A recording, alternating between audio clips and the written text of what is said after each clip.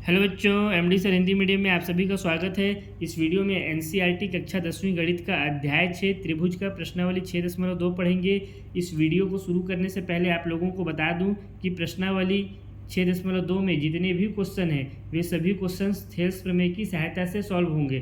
तो इसलिए इस वीडियो को देखने से पहले यदि आप लोग हमारे चैनल में थेल्स प्रमेय वाला वीडियो देख चुके हैं या आप लोग थेल्स प्रमेय के बारे में जानते हैं तब तो ठीक है, आप इस वीडियो में कंटिन्यू बने रहिए। लेकिन यदि आप थेल्स प्रमेय के बारे में नहीं जानते तो आप लोग पहले मेरा थेल्स प्रमेय वाला वीडियो देख लीजिए, जिसका मैं अलग से लगभग 32 मिनट का एक वीडियो बना चुका हूं, जिसको देखने के लिए आप लोग यूट्यूब में सर्च कर सकते हैं थेल्स प्रमेय by MD sir Hindi medium, जिससे आप लोग को मेरा थेल्स प्रमेय वाला वीडियो मिल जाएगा। उस वीडियो में मैं थेल्स प्रमेय को बहुत ही आसान भाषा में शॉर्ट ट्रिक के साथ समझाया हूँ, साथ ही उस शॉर्ट ट्रिक का कॉन्सेप्ट भी समझाया हूँ, जिससे आप लोगों को थेल्स प्रमेय बहुत ही आसानी के साथ समझ में आ जाएगा। तो उस वीडियो को देखने के बाद ही इस वीडियो को देखें, ताकि आपको प्रश्नावली 6.2 के सभी क्वेश्चंस का हल अच्छी तरह से समझ में आ जाए। प्रश्नावली 6.2 के प्रश्नों को हल करने से पहले मैं थेल्स प्रमेय के बारे में बिल्कुल शॉर्ट में आप लोगों को बता देता हूं, ताकि आप लोगों के मन में बिल्कुल भी किसी भी तरह का कोई डाउट बाकी न रहे। देखिए, थेल्स प्रमेय हमसे क्या कहता है, यदि त्रिभुज ABC में, ये जो हमारा त्रिभुज है ABC में, इसमें रेखा DE भुजा BC के समांतर हो, इस कंडीशन में क्या होता है, इस कंडीशन में थेल्स प्रमेय हो जाता है AD/DB बराबर AE बटा में EC।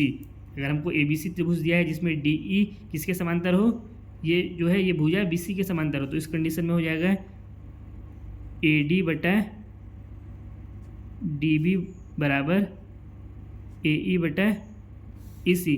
ये हमारा क्या है, ये हमारा हो जाता है थेल्स प्रमेय। इसी तरह से थेल्स प्रमेय का एक विलोम भी होता है। थेल्स प्रमेय का विलोम में क्या हो जाएगा, जस्ट थेल्स प्रमेय का अपोजिट हो जाएगा। इसमें क्या हो जाएगा, यदि त्रिभुज ABC जो हमको दिया हुआ है इसमें AD/DB बराबर हो AE/EC के, तो उस कंडीशन में क्या हो जाएगा, जो ये हमारा रेखा DE है, ये जो हमारा रेखा DE है वो समांतर हो जाएगा भुजा BC की, ये इसके समांतर हो जाएगा। ये थेल्स प्रमेय का क्या हो जाएगा, हमारा विलोम हो गया। अब इसी दो प्रमेय के सहायता से हम लोग प्रश्नावली 6.2 के सभी क्वेश्चंस को हल करेंगे। तो आइए सबसे पहला क्वेश्चन देखते हैं इस प्रश्नावली का। देखिए, क्वेश्चन नंबर 1 में दिया हुआ है आकृति 1 और 2 में DE समांतर BC है, तो 1 में EC और आकृति 2 में AD ज्ञात कीजिए। यहाँ पे हमारा जो आकृति 1 है इसमें हमसे कह रहा है कि जो DE है ये समांतर है किसके, BC के, तो हमको इसमें क्या ज्ञात करना है, EC, यानी हमको यहाँ पे ये ज्ञात करना है। इसी तरह से आकृति 2 में हमको AD ज्ञात करना है। यहाँ पे हमारा आकृति 2 है जिसमें DE किसके समांतर है, BC के समांतर है, तो हमको यहाँ पे AD ज्ञात करना है, यानी इसको फाइंड करना है। तो बहुत ही आसान है, इसके लिए कुछ नहीं करेंगे। इसका सबसे पहले पहला वाला हल को ज्ञात कर लेते हैं। हमको जो दिया हुआ है उसको लिख लेते हैं। दिया है, क्या दिया है हमको, त्रिभुज ABC में DE समांतर है BC के। तो ये जब कंडीशन रहता है तो हम लोग यहाँ पे क्या कर सकते हैं, थेल्स प्रमेय से, इसलिए यहाँ थेल्स प्रमेय से हो जाएगा AD/DB बराबर AE में EC। तो यहाँ पे लिख देते हैं AD/DB बराबर AE में EC। अब यहाँ AD का वैल्यू कितना हमको दिया हुआ था, AD हमको दिया हुआ है 1.5, तो सबके यहाँ पे वैल्यू रख देंगे। AD हमको दिया हुआ है 1.5 बटा DB का वैल्यू हमको दिया हुआ था 3 सेंटीमीटर, तो यहाँ पे हो गया 3 बराबर AE का वैल्यू दिया हुआ था 1 सेंटीमीटर बटा EC का वैल्यू हमको ज्ञात करना है, तो यहाँ पे हम लोग लिखेंगे EC। अब इसका कुछ नहीं करेंगे, इसके बाद हम लोग यहाँ पे तिर्यक गुणा कर देंगे, इसका यहाँ और इसका यहाँ पे लिख देते हैं तिर्यक गुणा।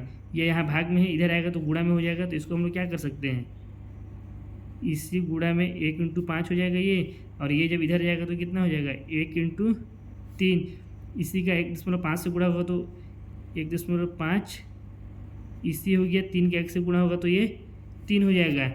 अब ये जो 1.5 है यहाँ पे गुणा में इधर जाएगा तो भाग में हो जाएगा, तो यहाँ से इसी का वैल्यू निकल जाएगा हम लोग का, ये हो गया 3/1.5। अब यहाँ से इसको डायरेक्ट भी काट सकते हैं, या दशमलव हटाएंगे तो दशमलव हटा दीजिए, दशमलव हटाएंगे तो इधर हो जाएगा 30 और यहाँ हो गया ये 15, क्योंकि दशमलव के बाद एक अंक है इसलिए ऊपर में एक जीरो लगा। तो ये 15 से ये 30 कट गया कितने बार में, 2 बार में। तो हमारा जो EC है इसका वैल्यू कितना आया, 2 सेंटीमीटर आया। यही क्या हो गया, इसका आंसर हो गया। इसी तरह से इसके दूसरे वाले भाग को भी हल करते हैं। इसके दूसरे वाले भाग में भी हमको कंडीशन सेम दिया हुआ है, तो यहाँ पे भी हम लोग लिखेंगे दिया है त्रिभुज ABC में DE समांतर है BC के, इसलिए हमारा थेल्स प्रमेय से क्या हो जाएगा, थेल्स प्रमेय से, यहाँ पे बीच में लाइन खींच देता हूँ कि आप लोगों को कन्फ्यूजन ना रहे। थेल्स प्रमेय से हमारा हो जाएगा AD बटा में DB बराबर AE बटा में AC। अब हमको यहाँ पे AD का वैल्यू फाइंड करना है, तो इसको हम लोग यहाँ पे AD ही लिखेंगे बटा DB हमको कितना दिया हुआ था, 7.2 सेंटीमीटर, यही तो हमारा DB है, बराबर AE हमको दिया हुआ है 1.8 सेंटीमीटर बटा EC कितना दिया हुआ है हमको, 5.4 सेंटीमीटर। अब इसका यहाँ गुणा कर देंगे, इसका यहाँ गुणा कर देंगे, तो इसको यहाँ पे गुणा कर देते हैं, इसका यहाँ जाएगा तो कितना हो जाएगा, 5.4 इंटू AD बराबर ये हो गया हमारा 1.8 गुणा में 7.2, ये इधर भाग में इधर जाएगा तो यहाँ पे गुणा में हो जाएगा। अब इसका जब हम लोग गुणा कर देंगे तो ये हो जाएगा 5.4 AD बराबर 1.8 का 7.2 से गुणा करेंगे तो हो जाएगा ये हम लोग का 12.96। अब इस AD से इसको क्या करेंगे, AD का वैल्यू ज्ञात करने के लिए क्या करेंगे, इस 5.4 को हम लोग यहाँ पे गुणा में इस तरफ पक्षांतर कर देंगे तो भाग में हो जाएगा। तो यहाँ पे लिखते हैं AD बराबर 12.96 बटा में 5.4। अब यहाँ से अगर दशमलव हटाना चाहें तो दशमलव भी हटा सकते हैं। इसको हम लोग क्या लिख सकते हैं, यहाँ पे नीचे में अगर देखें तो दशमलव के बाद कितना है, यहाँ पे एक अंक है, तो यहाँ पे हम लोग इसको लिख सकते हैं 12,960 बटा में, यहाँ पे अगर नीचे वाला दशमलव हम लोग हटाएं तो यहाँ पे कितना अंकों के बाद दशमलव दिया हुआ है, 2 अंकों के बाद दिया हुआ है, तो यहाँ पे नीचे में 2 जीरो लग जाएगा, ये हो गया 5400। अब इसको यहाँ पे हम लोग काट देंगे, ये जीरो से ये जीरो कट जाएगा, यहाँ पे 540 है तो ये 9 से कट जाएगा, 9 छक्का 54, तो ये हो गया 60, और ये भी हमारा 9 से कट जाएगा, इसको 9 से काट देंगे तो कितना हो जाएगा, 9 एकम 9, 3 बचा, फिर यहाँ पे हो गया 1 मिनट ना, हाँ 9 एकम 9, तो यहाँ पे कितना बच जाएगा, 3 बचेगा, तो 9 चौको 36, फिर 3 बचा, यानी 9 चौको 36 कितना आ गया, 144 आ गया। अब इसको फिर से 3 से काट देंगे तो ये हो जाएगा 20, और इसको 3 से काट देंगे तो कितना हो जाएगा, 3 चौको 12, 2 बचा, 3 अठे 24। अब इसको काट देंगे 2 से तो कितना हो जाएगा 10, इसको 2 से काटेंगे तो ये हो गया 24, यानी जो हमारा AD आ रहा है वो कहीं ना कहीं कितना आ रहा है, 24/10। इस 24/10 को हम लोग क्या लिख सकते हैं, यहाँ पे हमारा AD का वैल्यू कितना आ जाएगा, जब 10 से 24 को भाग देंगे तो ये हो जाएगा हमारा 2.4 सेंटीमीटर। यही क्या हो गया, दूसरे वाले आकृति में AD का वैल्यू आ गया, ये इसका आंसर हो गया। अब हम लोग इसके बाद क्वेश्चन नंबर 2 को हल करते हैं। क्वेश्चन नंबर 2 में दिया हुआ है किसी त्रिभुज PQR की भुजाओं PQ और PR पर क्रमशः बिंदु E और F स्थित हैं। निम्नलिखित में से प्रत्येक स्थिति के लिए बताइए कि क्या EF समांतर QR है। जहाँ पे PE बराबर 3.9 सेंटीमीटर, EQ बराबर 3 सेंटीमीटर, PF बराबर 3.6 सेंटीमीटर और FR बराबर 2.4 सेंटीमीटर है। तो इस क्वेश्चन को हल करने के लिए सबसे पहले तो हम लोग एक त्रिभुज बना लेते हैं जिसमें उसकी भुजा PQ और R होगी, और जिसमें भुजा PQ जो है, जिसमें जो त्रिभुज PQR में जो भुजा PQ है उसमें कौन सी बिंदु स्थित है, उसमें बिंदु E स्थित है, और जो भुजा PR है उसमें बिंदु F स्थित होगा। तो आइए सबसे पहले हम लोग अपना आकृति बना लेते हैं। देखिए प्रश्नानुसार हम लोग अपना आकृति बना लिए हैं, जहाँ पे त्रिभुज PQR में भुजा PQ के ऊपर बिंदु E स्थित है और PR भुजा के ऊपर बिंदु F स्थित है। अब हमको चेक क्या करना है कि ये जो EF हमारा है ये भुजा QR के समांतर है कि नहीं। हमको तो प्रश्न में यही बोला है, हमको यही बताना है। तो इसके लिए हम लोग को क्या हो जाएगा, अगर ये दोनों एक दूसरे के समांतर होंगे तो थेल्स प्रमेय से क्या हो जाएगा, जो PE है PE बटा EQ ये किसके बराबर होना चाहिए, PF बटा FR के, तब तो ये क्या होगा, EF QR के समांतर होगा। तो आइए इसको चेक करते हैं। यहाँ पे लिखेंगे हम लोग इसके हल में सबसे पहले, यदि त्रिभुज PQR में EF समांतर QR है तो इस कंडीशन में क्या हो जाएगा, थेल्स प्रमेय से हमारा हो जाएगा, थेल्स प्रमेय से AE सॉरी ये पी है ना, तो ये हो जाएगा हमारा पी ई बटा में ई क्यू बराबर पी एफ बटा में एफ आर। अगर ये कंडीशन अगर हो जा रहा है तब तो ये क्या हो जाएंगे, दोनों आपस में एक दूसरे के समांतर हो जाएंगे। तो सबसे पहले हम लोग पी ई बटा ई क्यू निकालते हैं, कितना आता है पी ई बटा ई क्यू। अगर हम लोग देखें तो ये कितना आ जाएगा, पी ई हमको यहाँ पे कितना दिया हुआ है 3.9, तो इसके जगह पे हम लोग लिखेंगे 3.9 बटा में ई क्यू हमको कितना दिया हुआ है 3 सेंटीमीटर, तो यहाँ पे लिख देंगे 3। अब इस 3 से 3.9 को काटेंगे तो कितना हो जाएगा 3 एकम 3 दशमलव और 3 तिया 9 यानी 1.3 आ गया। इसको मान लेते हैं समीकरण 1। अब इसी तरह से अब हम लोग यहाँ पे पी एफ बटा एफ आर ज्ञात कर लेते हैं। पी एफ बटा में एफ आर कितना हो जाएगा, पी एफ कितना दिया हुआ है 3.6 बटा में एफ आर कितना दिया हुआ है 2.4। यहाँ से इसका दशमलव हटा देंगे तो ये हो जाएगा 360, नीचे हो जाएगा 240। ये जीरो से ये जीरो कटा, 12 दूना 24, 12 तिया 36, 2 एकम 2 और ये कटा 2 एकम 2, एक बचा दशमलव लगा यानी 2 पच्चे 10। ये हमारा कितना आ गया 1.5 आ गया पी एफ बटा एफ आर का वैल्यू। इसको मान लेते हैं समीकरण 2। अब समीकरण 1 और समीकरण 2 में अगर देखें तो ये दोनों एक दूसरे के बराबर है नहीं है, तो हम लोग यहाँ पे नीचे में लिखेंगे चूँकि समीकरण 1 एंड 2 से स्पष्ट है कि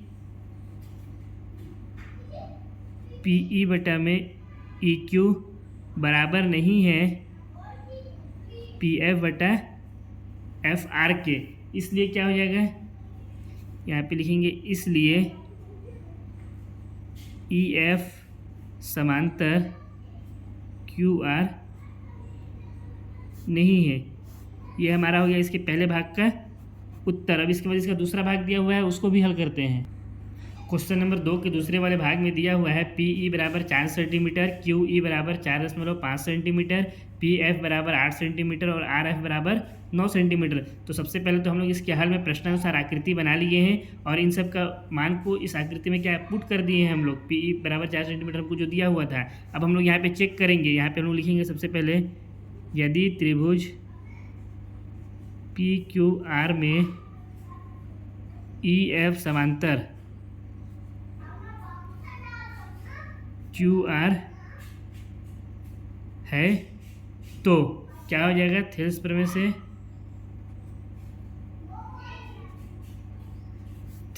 हो जाएगा पी ई बटा में ई क्यू बराबर ये जो पी एफ बटा में एफ आर हो जाएगा। तो यहाँ पे लिखेंगे पी एफ बटा में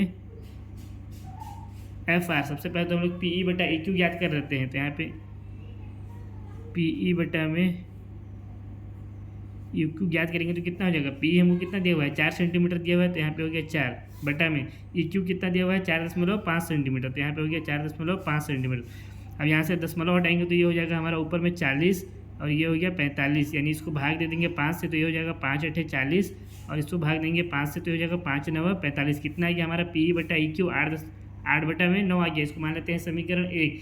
अब इसी तरह से हम लोग पी एफ बटा में एफ आर याद कर लेते हैं।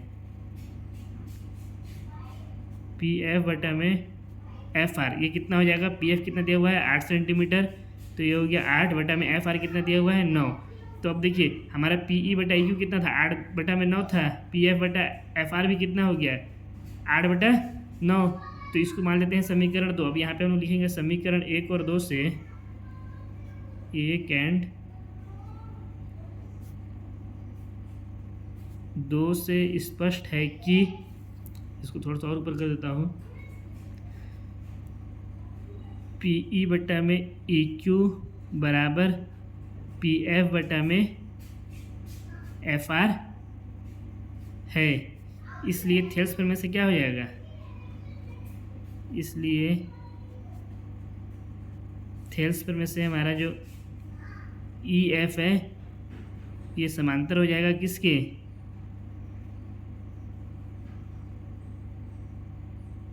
क्यू आर के।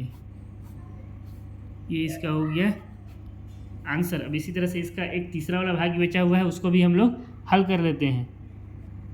क्वेश्चन नंबर 2 के तीसरे वाले भाग में दिया हुआ है पी क्यू बराबर 1.28 सेंटीमीटर, पी आर बराबर 2.56 सेंटीमीटर, पी ई बराबर 0.18 सेंटीमीटर और पी एफ बराबर 0.36 सेंटीमीटर।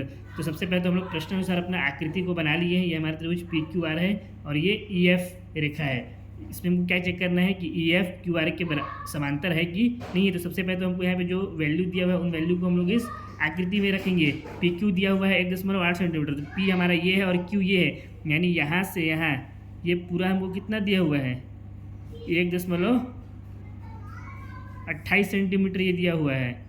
उसके बाद दिया हुआ है पी आर बराबर 2.56 सेंटीमीटर। पी हमारा ये है और आर ये पॉइंट है, तो यहाँ से यहाँ का जो पूरा डिस्टेंस है वो कितना है 2.56 सेंटीमीटर है। और फिर यहाँ पे बोल रहा है पी ई बराबर 0.18 सेंटीमीटर, तो पी ई ये हो गया हमारा 0.18 सेंटीमीटर और पी एफ कितना दिया हुआ है 0.36। ये पी और ये एफ ये हमारा कितना हो गया 0.36 सेंटीमीटर। अब हमको क्या चेक करना है कि ई एफ समांतर है कि नहीं है क्यू आर के। तो हम लोग यहाँ पे लिखेंगे यदि त्रिभुज पी क्यू आर में ई एफ समांतर क्यू आर है तो इस स्थिति में क्या हो जाएगा थेल्स प्रमेय से हो जाएगा। इससे जो कंडीशन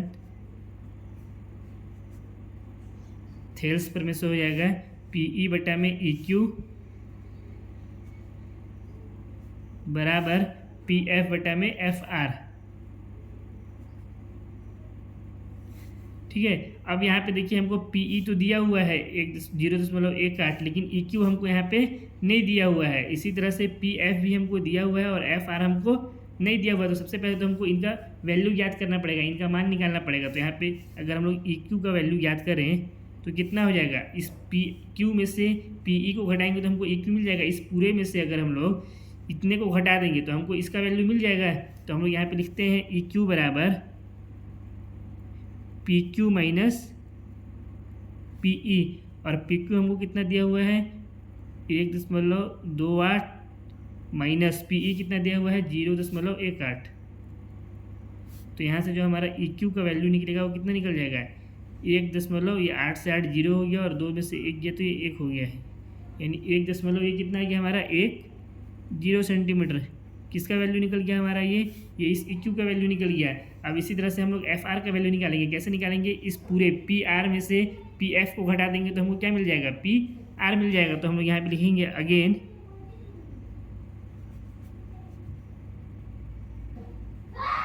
हमको एफ आर निकालना है ना, तो ये हो गया हमारा एफ आर बराबर P R minus P F.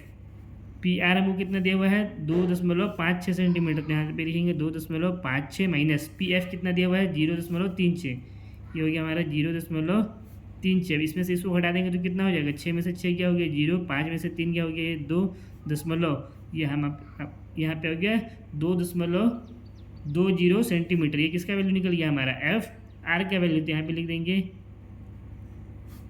F R. अब हम लोग चेक करेंगे पी ई बटा में ए क्यू का वैल्यू कितना हो रहा है। तो इसको यहाँ पे इधर कर देता हूँ, पी ई बटा में अगर ई क्यू हम लोग चेक करें तो कितना हो जाएगा, यहाँ पे ऐसे लकीर खींच देते हैं, ठीक है, ये कन्फ्यूज़न ना हो। पी ई हमको दिया हुआ है 0.18, तो यहाँ पे लिखेंगे 0.18 बटा ई क्यू हम लोग कितना याद किए हैं 1.10। अब इसको जब हम लोग दशमलव यहाँ से हटाएंगे तो ये कितना हो जाएगा, यहाँ पे नीचे में दशमलव के बाद 2 अंक है तो ये हो जाएगा हमारा 1800 बटा में नीचे में दशमलव अगर हटाएंगे तो ऊपर में भी दशमलव के बाद 2 अंक है तो ये हो जाएगा हमारा 11 जीरो और ऊपर का 2 जीरो लग गया, यानी ये हो गया हमारा 11,000। अब इसको हम लोग भाग दे देंगे, कितना से ये कटेगा, इसको काट अगर इसको हम लोग काटे तो ये क्या हो जाएगा, ये 2 जीरो से ये 2 जीरो कट जाएगा। यहाँ पे 18 है, इसको 2 से काटेंगे तो 9 हो जाएगा। यहाँ पे इसको 2 से काटेंगे तो कितना आ जाएगा 110 को 55 आ जाएगा। यानी जो हमारा पी ई बटा में ई क्यू है इसका वैल्यू कितना आ जा रहा है 9 बटा में 55। इसको मान लेते हैं हम लोग समीकरण नंबर 1। अब इसी तरह से हम लोग क्या याद करेंगे पी एफ बटा में एफ आर का वैल्यू। तो यहाँ पे नीचे में लिखते हैं पी एफ बटा में एफ आर। पी एफ को कितना दिया हुआ था 0.36, तो यहाँ पे हो गया 0.36 बटा में एफ आर का वैल्यू हम लोग कितना भी ज्ञात किए हैं 20, तो ये हो गया 2.20। अब यहाँ पे दशमलव हटा देंगे तो कितना हो जाएगा, ये हो गया 3600 बटा में ये कितना हो जाएगा, ये हो गया 22,000 हमारा। ठीक है, क्या है कि दशमलव के बाद ऊपर में भी 2 अंक है तो यहाँ पे 2 जीरो यहाँ पे जुड़ जाएंगे। अब ये 2 जीरो से ये 2 जीरो कट गया है और ये कट जाएगा हमारा 22, 4 से कट जाएगा, 4 9 36 और इसको 4 से काटेंगे तो 4 5 20, 2 बचा फिर 4 5 20, ये कितना रहा है हमारा 9 बटा में 55। इसको मान लेते हैं समीकरण 2। अब देखिए जो हमारा समीकरण 1 में भी कितना था 9 बटा 55 और ये भी हमारा कितना है समीकरण 2 भी 9 बटा 55 आया है। इसको थोड़ा सा ऊपर कर देता हूँ। ठीक है, ये पी एफ बटा एफ आर का वैल्यू है। तो यहाँ से हम लोग क्या लिख सकते हैं, चूँकि त्रिभुज पी क्यू आर में पी ई बटा में ई क्यू बराबर एफ आर बटा में एफ आर बटा में एफ आर, अच्छा एक मिनट ना यहाँ पे कुछ गलत हुआ है, ये हमारा पी एफ है ना, पी एफ बटा में एफ आर होगा तो ये हमारा हो जाएगा पी एफ बटा में एफ आर का वैल्यू है। ठीक है, यहाँ पे भी हम लोग पी एफ बटा में एफ आर ही लिखे हैं तो यहाँ पे हमारा हो जाएगा ये पी एफ बटा में एफ आर है, पी ई बटा ई क्यू बराबर पी एफ बटा एफ आर है। इसलिए थेल्स प्रमेय से क्या हो जाएगा, थेल्स प्रमेय के विलोम से जो हमारा ई एफ है वो समांतर हो जाएगा किसके, क्यू आर के। ये हो गया इसका आंसर। अब इसके बाद हम लोग क्वेश्चन नंबर 3 को हल करते हैं। क्वेश्चन नंबर 3 में दिया हुआ है आकृति में यदि एल एम समांतर सी बी और एल एन समांतर सी डी हो तो सिद्ध कीजिए कि ए एम बटा ए बी बराबर ए एन बटा ए डी है। यहाँ पे हमको एक आकृति दे दिया है जिसमें क्या दिया हुआ है, जो एल एम है ये किसके समांतर है, सी बी के, और जो एल एन है ये किसके समांतर है, सी डी के है। हमको प्रूफ क्या करना है, इसको हमको सिद्ध करना है। तो सबसे पहले तो जो हमको दिया हुआ है और जो सिद्ध करना है उसको लिख लेंगे। यहाँ पे लिखेंगे दिया है एल एम समांतर सी बी और एल एन समांतर सी डी है, और हमको प्रूफ जो करना है उसको भी लिख लेंगे यहीं पे। सिद्ध करना है ए एम बटा में ए बी बराबर ए एन बटा में ए डी। अब देखिए सबसे पहले जो हमारा एल एम समांतर सी बी ये कौन से त्रिभुज में हम लोग यहाँ पे चेक करेंगे इस आकृति में। तो ये हो गया हमारा एल एम और ये हो गया हमारा सी बी। ये किस त्रिभुज में आ रहा है, ये त्रिभुज हमारा ए बी सी इस त्रिभुज में आ रहा है। तो हम लोग यहाँ पे लिखेंगे त्रिभुज ए बी सी में एल एम समांतर सी बी ये हमको दिया हुआ है। अगर एल एम समांतर सी बी होगा तो क्या हो जाएगा, थेल्स प्रमेय से, इसलिए थेल्स प्रमेय से हो जाएगा ए एम बटा बी सी बराबर ए एल बटा में एल सी। यहाँ पे हम लिखेंगे ए एम बटा में एम बी बराबर ए एल बटा में एल सी हो जाएगा। ये कब होगा, जब एल एम त्रिभुज ए बी सी में समांतर किससे होगा, सी बी के। इसको मान लेते हैं समीकरण नंबर 1। अब इसी तरह से हमको दिया हुआ है एल एन समांतर सी डी है। तो एल एन कहाँ पे है हमारा, ये है, और सी डी ये है। तो ये किस त्रिभुज में आ रहा है, ये आ रहा है हमारा त्रिभुज ए सी डी इस त्रिभुज में आ रहा है। तो हम लोग यहाँ पे नीचे इसको ऊपर कर देता हूँ थोड़ा सा और यहाँ पे लिखता हूँ त्रिभुज ए सी डी में एल एन समांतर सी डी दिया हुआ है। तो इस स्थिति में क्या हो जाएगा, थेल्स प्रमेय से, तो हम लोग यहाँ पे नीचे लिखेंगे आता है थेल्स प्रमेय से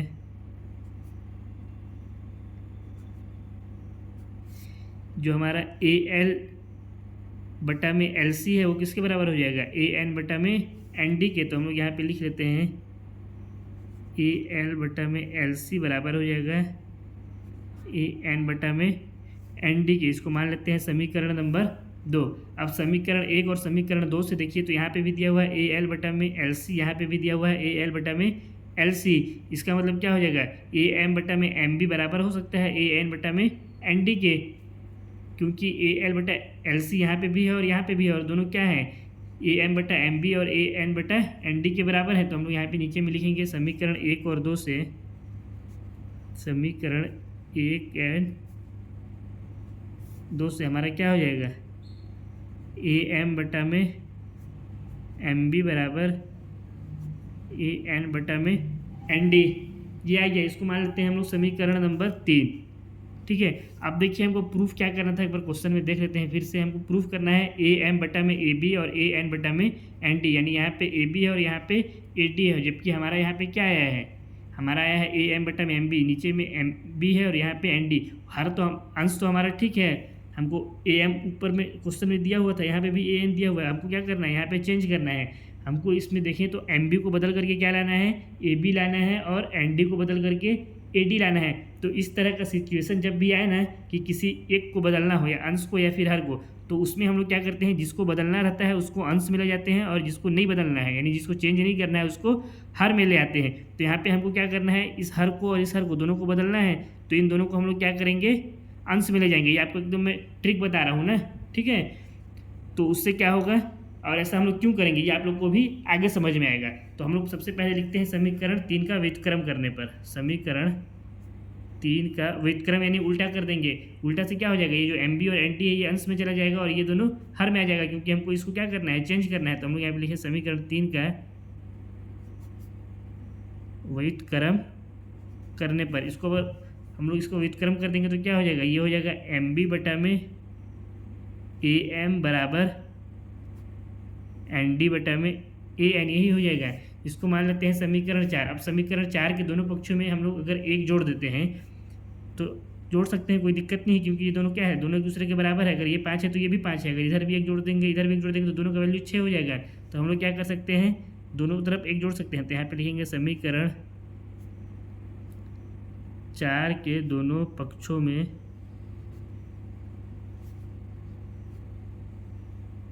एक जोड़ने पर, एक दोनों पक्षों में जोड़ देंगे तो क्या हो जाएगा, ये हमारा एम बी बटा में ए एम प्लस 1 बराबर एन डी बटा में ए एन प्लस 1। अब यहाँ से क्या हो जाएगा, इसका हम लोग क्या करेंगे, एलसीएम ले लेंगे। तो ये क्या हो गया हमारा ए एम बराबर, ये हो गया हमारा एम बी प्लस यहाँ पे कितना आ जाएगा, हमारा ए एम आ जाएगा।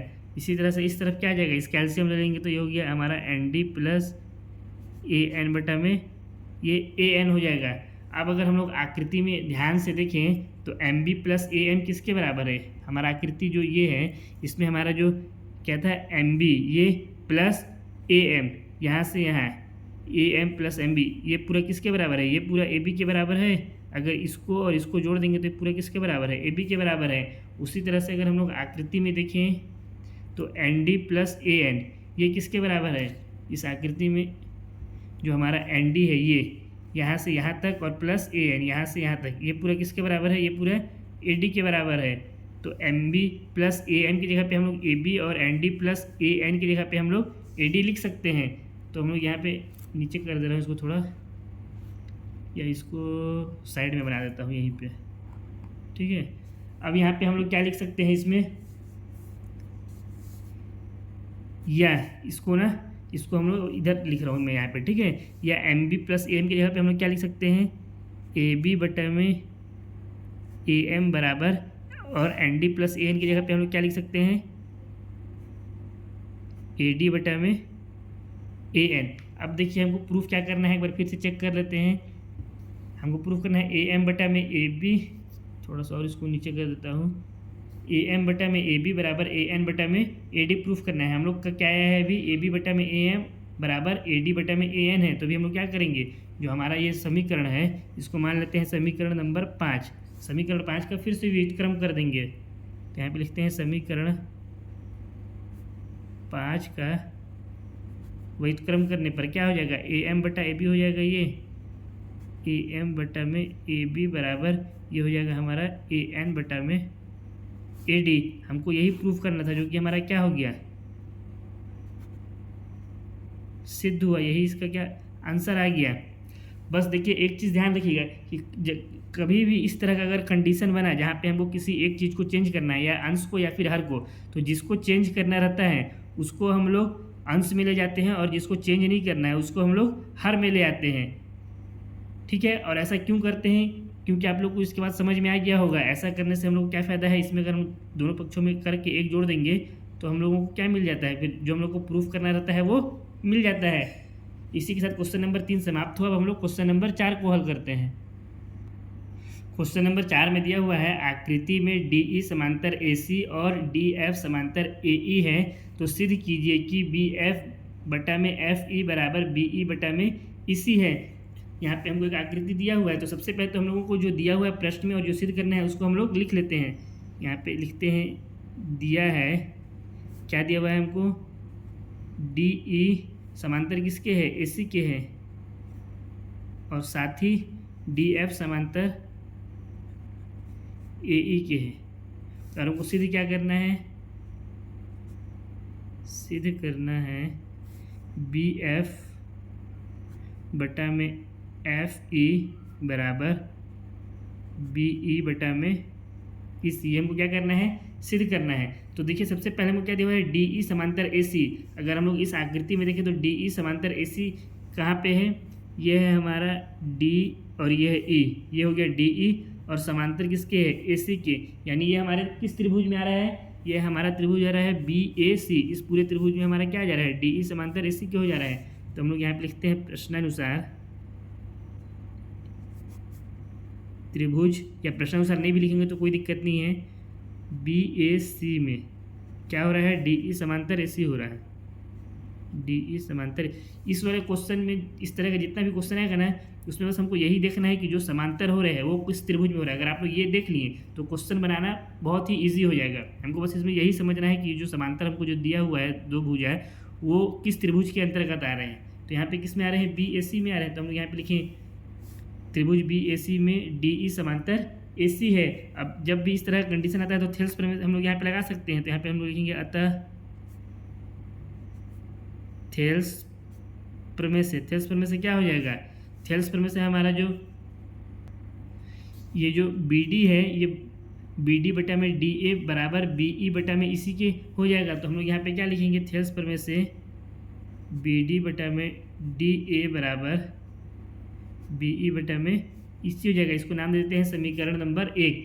अब इसी तरह से अगर हम लोग आकृति में दोबारा देखें तो हमको क्या दिया हुआ है, DF समांतर AE। तो DF हमारा कौन सा है, ये वाला भुजा हमारा DF है। ये जो रेखा है किसके समांतर है, AE के, और ये A और ये हो गया हमारा E हो गया। तो ये दोनों जो समांतर भुजा है, ये समांतर रेखा है, ये कौन से त्रिभुज में आ रही है, ये हमारा त्रिभुज BAE में आ रहा है। तो हम लोग यहाँ पे लिखेंगे अगेन त्रिभुज BAE में क्या दिया हुआ है, DF समांतर AE। तो यहाँ पे लिखेंगे DF समांतर AE। अगर DF समांतर AE त्रिभुज BAE में है तो थेल्स प्रमेय से क्या हो जाएगा, तो थेल्स प्रमेय से हो जाएगा ये BD बट्टा में DA बराबर BF बटा में FE हो जाएगा। तो हम लोग यहाँ पे लिखेंगे BD बटा में DA बराबर BF बटा में FE। इसको नाम दे देते हैं समीकरण नंबर 2। इसको थोड़ा सा और नीचे कर दे रहा हूँ। अब यहाँ पे देखिए समीकरण 1 और समीकरण 2 को अगर हम लोग ध्यान से देखें तो ये भी कितना है, BD बटा में DA, और यहाँ पे भी है BD बटा में DA। तो हम लोग समीकरण 1 और 2 से क्या हो जाएगा, BE बटा में EC बराबर BF बटा में FE हो जाएगा। तो यहाँ पे लिख लेते हैं समीकरण 1 एंड 2 से क्या हो जाएगा हमारा, BE बटा में EC बराबर BF बटा में FE। हमको प्रूफ भी यही करना था, जो कि क्या हो गया हमारा, सिद्ध हो गया। बस ये वाला पहले दिया हुआ था और ये बाद में, इसको हम लोग या फिर क्या लिख सकते हैं, इसके जगह पे हम लोग लिख सकते हैं इसको, या BF बटा में FE बराबर BE बटा में EC। यही हमको इसमें सिद्ध करना था, जो कि क्या हो गया हमारा, सिद्ध हुआ। अब इसके बाद हम लोग क्वेश्चन नंबर 5 को हल करते हैं। क्वेश्चन नंबर 5 में दिया हुआ है आकृति में DE समांतर OQ और DF समांतर OR है। दर्शाइए कि EF समांतर QR है। हमको यहाँ पे एक आकृति दिया हुआ है, तो सबसे पहले तो हमको क्या क्या दिया हुआ है उसको लिख लेते हैं। दिया है DE समांतर ओ क्यू, और क्या दिया हुआ है डी एफ समांतर ओ आर, ये दो चीज़ हमको दिया हुआ है और हमको क्या सिद्ध करना है ई एफ समांतर क्यू आर। तो यहाँ पे लिख लेते हैं ई एफ समांतर क्यू आर। ठीक है, इतना हो गया हमारा। अब इसके बाद हम लोग देखेंगे जो हमारा डी ई समांतर ओ क्यू है, ये कौन से इस आकृति में कहाँ पे है। तो डी ई है, ये हमारा हो गया डी, ये हो गया ए, और ओ क्यू कहाँ पे हो जाएगा हमारा। अच्छा एक मिनट, यहाँ पे छूट रहा था ना, ये हमारा ओ है और ये हो गया हमारा क्यू।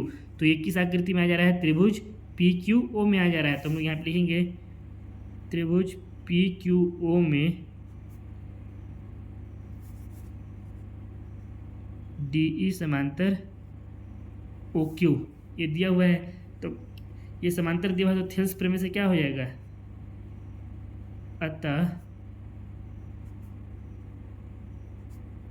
थेल्स प्रमेय से त्रिभुज पी क्यू ओ में क्या हो जाएगा, जो हमारा पी ई बटा में ई क्यू है वो किसके बराबर हो जाएगा, पी डी बटा में डी ओ के। तो हम लोग यहाँ पे लिखेंगे अतः थेल्स प्रमेय से पी ई बटा में ई क्यू बराबर पी डी बटा में डी ओ, इसको नाम दे देते हैं समीकरण नंबर 1। अब इसी तरह से दोबारा देखें तो डी एफ समांतर ओ आर है, तो ये इस आकृति में कहाँ पे है, ये हो गया हमारा डी, ये हो गया एफ, डी एफ, और ये हो गया हमारा ओ, ये हो गया आर, यानी त्रिभुज पी ओ आर में हमारा क्या है, ये वाला समांतर रेखाएं जो है वो दी हुई है। तो हम लोग यहाँ पे लिखते हैं नौ त्रिभुज पी ओ आर में डी एफ समांतर ओ आर, ये हमको दिया हुआ है, इसलिए थेल्स प्रमेय से क्या हो जाएगा, अतः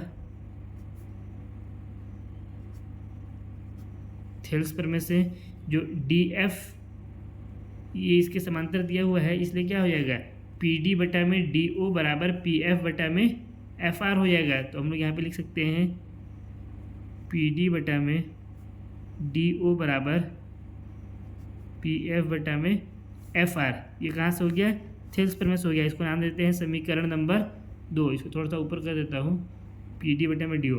अब देखिए समीकरण 1 और समीकरण 2 में हम लोग देखें तो यहाँ पे भी कितना है, पी डी बटा में डी ओ, यहाँ पे भी है पी डी बटा में डी ओ।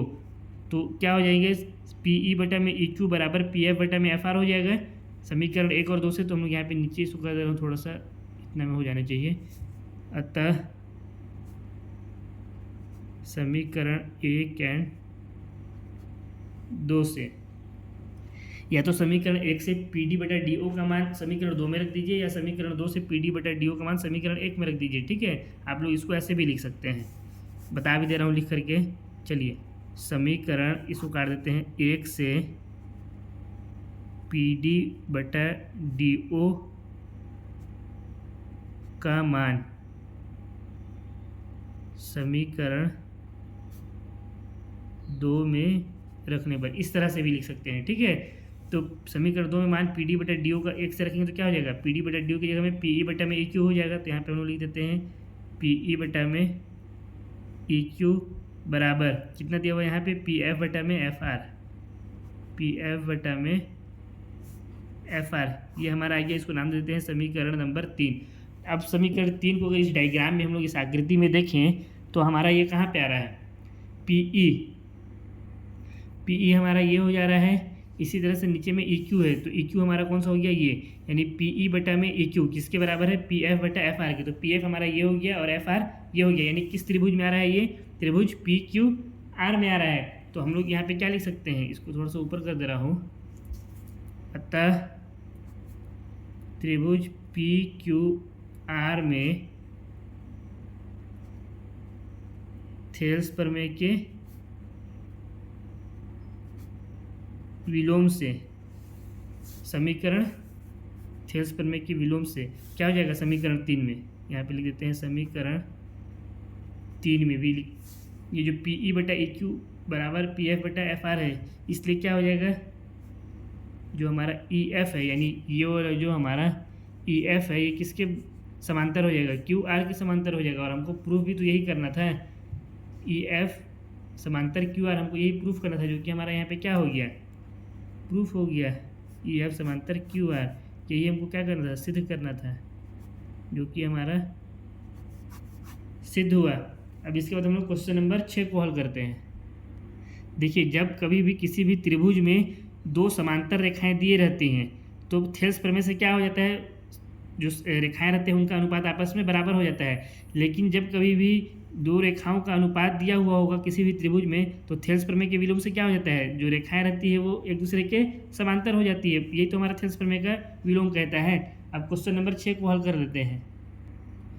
क्वेश्चन नंबर 6 में दिया हुआ है, आकृति में क्रमशः OP, OQ और OR पर स्थित बिंदु A, B और C इस प्रकार है कि AB समांतर PQ और AC समांतर PR है। दर्शाइए कि BC समांतर QR है। यहाँ पे हमको एक त्रिभुज दिया हुआ है PQR, जिसमें OP पर कौन सा बिंदु स्थित है, A है। ये हमारा O से ये हो गया हमारा OP, इसमें बिंदु A स्थित है। इसी तरह से OQ पर कौन सा बिंदु स्थित है, B है। ये हमारा हो गया OQ, इसके ऊपर B है। और इसी तरह से OC के ऊपर OR के ऊपर C बिंदु है। और हमको बोला है AB समांतर है PQ के, यानी जो ये AB है ये किसके समांतर है, ये PQ के समांतर है। और AC समांतर है PR के, ये जो हमारा AC है ये समांतर है PR के। तो हमको क्या प्रूफ करना है, BC समांतर QR, यानी ये जो BC है ये किसके समांतर है, QR के है। ये हमको प्रूफ करना है। तो सबसे पहले हम लोगों को जो दिया हुआ है उसको लिख लेते हैं। दिया है AB समांतर PQ और AC समांतर PR, ये हमको दिया हुआ है। हमको सीधे क्या करना है या प्रूफ क्या करना है, BC समांतर QR, BC समांतर QR। अब देखिए, हमको AB समांतर जो PQ दिया हुआ है इसको अगर हम लोग इस आकृति में देखें तो कौन से त्रिभुज में है, ये हमारा AB समांतर PQ, यानी ये त्रिभुज हमारा कौन सा हो गया, OPQ। ये वाला त्रिभुज हुआ हमारा यहाँ से OPQ। इस त्रिभुज में ये दोनों भुजा आ रहे हैं। तो हम लोग लिखेंगे त्रिभुज OPQ में BC समांतर QR है। इसलिए क्या हो जाएगा, इसलिए थेल्स प्रमेय से जो हमारा AB बटा AO है वो किसके बराबर हो जाएगा, सॉरी ये PA है ना, PA और ये हो गया हमारा AO। यानी हम लोग यहाँ पे त्रिभुज कौन सा लिए, OPQ लिए यहाँ से। तो हमारा OA बटा AP किसके बराबर हो जाएगा, OB बटा BQ के। तो हम लोग यहाँ पे लिख लेते हैं थेल्स प्रमेय से क्या हो गया हमारा, OA बटा में AP बराबर हो जाएगा OB बटा में BQ के। इसको नाम दे देते हैं हम लोग समीकरण नंबर 1। अब इसी तरह से हमको दूसरा क्या दिया हुआ है, AC समांतर PR। तो ये इस आकृति में कौन से त्रिभुज में है, ये हो गया AC और ये हो गया PR, यानी हमारा त्रिभुज OPR में है ये। तो अगेन हम लोग लिखेंगे, अगेन त्रिभुज OPR में AC समांतर PR है। इसलिए थेल्स प्रमेय से क्या हो जाएगा, थेल्स प्रमेय से जो हमारा OA बटा AP है वो किसके बराबर हो जाएगा, OC बटा CR के। इसको थोड़ा सा ऊपर करके लिख देता हूँ, OA बटा AP बराबर OC बटा CR। इसको नाम देते हैं समीकरण नंबर 2। अब समीकरण 1 और 2 में देखिए, OA बटा AP, OA बटा AP, यानी अगर समीकरण 1 से हम लोग इस OA बटा AP का मान समीकरण 2 में रख देंगे इसके जगह पे, तो क्या हो जाएगा, OB बटा BQ बराबर OC बटा CR हो जाएगा। तो यहाँ पे लिखते हैं इसको, समीकरण 1 से OA बटा AP का मान समीकरण 2 में रखने पर क्या हो जाएगा हमारा, OB बटा BQ बराबर OC बटा CR, यही होगा। इसको नाम दे देते हैं हम लोग समीकरण नंबर 3। अब इस देखिए जो OB बटा BQ है ये इस आकृति में अगर हम लोग देखें तो कहाँ पे आ रहा है, जो हमारा OB है वो कहाँ पे है, ये हमारा हो गया OB यहाँ से यहाँ तक, और बटा में BQ, ये हो गया हमारा BQ। और OC कहाँ पे है, ये हो गया हमारा OC, और CR हो गया हमारा ये, यानी ये किस में आ रहे हैं, त्रिभुज OQR में आ रहे हैं। अब जबकि त्रिभुज OQR में ये बटा ये बराबर है इस बटा इसके, तो क्या हो जाएगा, थेल्स प्रमेय के विलोम से BC समांतर किसके हो जाएगा, QR के हो जाएगा। हमको प्रूफ भी यही करना है कि BC समांतर ये सिद्ध करना है BC समांतर QR है। इसको थोड़ा सा ऊपर कर देता हूँ, ये देखिए सिद्ध हमको करना है BC समांतर क्या है, QR है। अच्छा एक मिनट ना, गड़बड़ हो गया कहीं पे। त्रिभुज OPQ में जो हमारा त्रिभुज OPQ, इसमें AB समांतर PQ दिया हुआ था ना, इसको गलत लिखा गया। ये हमारा हो जाएगा AB समांतर PQ, ठीक है। इसको थोड़ा सा आप लोग भी सुधार लीजिएगा, ये लगता है मिस्टेक से BC समांतर QR इसके नीचे लिखा गया, AB समांतर PQ दिया हुआ था, ठीक है। बाकी इधर हम लोग का ये सही है। तो हम लोग यहाँ पे क्या लिख सकते हैं, अतः थेल्स प्रमेय के विलोम से त्रिभुज OQR में क्या हो जाएगा, जो BC है वो किसके समांतर हो जाएगा, QR के समांतर हो जाएगा। और हमको यही क्या करना था, सिद्ध करना था, जो कि हमारा क्या हो गया, सिद्ध हुआ। अब इसके बाद हम लोग क्वेश्चन नंबर 7 को हल करते हैं। देखिए क्वेश्चन नंबर 7 में दिया हुआ है प्रमेय 6.1 का प्रयोग करते हुए। एक चीज़ ध्यान दीजिएगा, जो प्रमेय 6.1 लिखा हुआ है ना, ये हमारे जो बुक है इसमें थेल्स प्रमेय को कहते हैं। प्रमेय 6.1 जो है वो थेल्स प्रमेय है। तो आपके जब एग्जाम में आएगा तो ये प्रमेय 6.1 नहीं आएगा, इसकी जगह पे क्या लिखा रहेगा, थेल्स प्रमेय लिखा रहेगा। तो यहाँ पे बोल रहा है प्रमेय 6.1 का, यहाँ पे लिख भी देता हूँ प्रमेय 6.1, इसकी जगह पे क्या दिया रहेगा आपके एग्जाम में, थेल्स प्रमेय, ठीक है।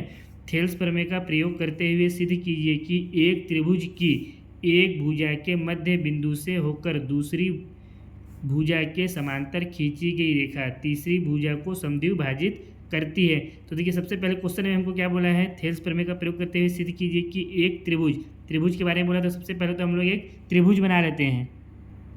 देखिए एक त्रिभुज ABC यहाँ पे मैं बना दिया हूँ। अब क्या कह रहा है, त्रिभुज की एक भुजा के मध्य बिंदु से होकर, अब इसमें मान लेते हैं एक भुजा कौन सा है हमारा AB, इसका मध्य बिंदु हम लोग यहाँ पे मान देते हैं D है, ठीक।